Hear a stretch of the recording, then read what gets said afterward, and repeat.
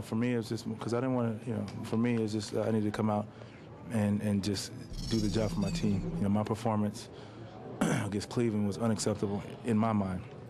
Guys like, oh, that's okay, you had bad games. Yeah, true, but I consider myself the leader of this team, and I need to come out and play. Okay, I have an off night, but I felt like I didn't give anything for this team. So tonight it was more so just for me to come out and focus, and it wasn't about where I am, who we're playing. It was more so play a better game, for my team.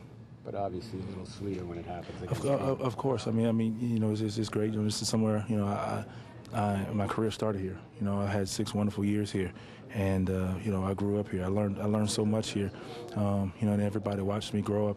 From a 21-year-old kid trying to prove something to who I am today. So it just makes it fun when it's just like me going. If we had a game in Daytona Beach and I got to hit the game winner at home, it will feel as sweet. So that's what it's all about. Does it bother you that some the fans don't forget? No. Because I know deep down, that's just sports. That's where it goes. I root for my team, and I'm a terrible fan also for my team. It's basketball, and I'm used to it. And you suck stuff like, I can handle that. It's comforting now. It's not like anything that bothered me or is uncomfortable. I don't feel uncomfortable coming in here and play. I feel at home. I played on this floor. I played in this arena. The air. So I enjoy it. Can you talk about the shot, the three-pointer at the end of regulation, and then the dunk? Well, it's just like I say, I approach it as if you're going to take the shot and they have the trust in you, take the shot as if it was a normal shot in the second quarter with 3 minutes left in the game. I wanted to get my feet set. I didn't want to shoot it any different than I would shoot it any other time, and it went down about midway. I said that this is going in.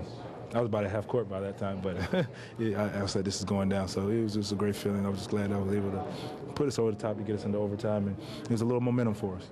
And then Bobby pretty much gave you a picture-perfect pass. I don't care if you're a young man who was trying to dunk and learn how to dunk or catch an alley-oop, that would be the pass. It was that perfect. What's your philosophy on fouling on that play or not fouling on that play? It's a tough situation. You have some coaches have different philosophy. We've been burned by fouling and lost, and we've been burned by not fouling and lost. So it's just like in-game decision.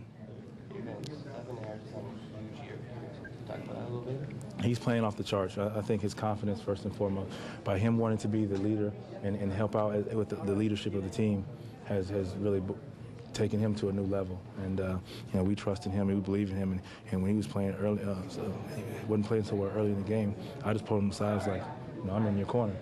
It's about you. You are the catalyst of the team, and if he doesn't play well, we don't win. And next thing I know, he went crazy. So, he's going to be important for our season.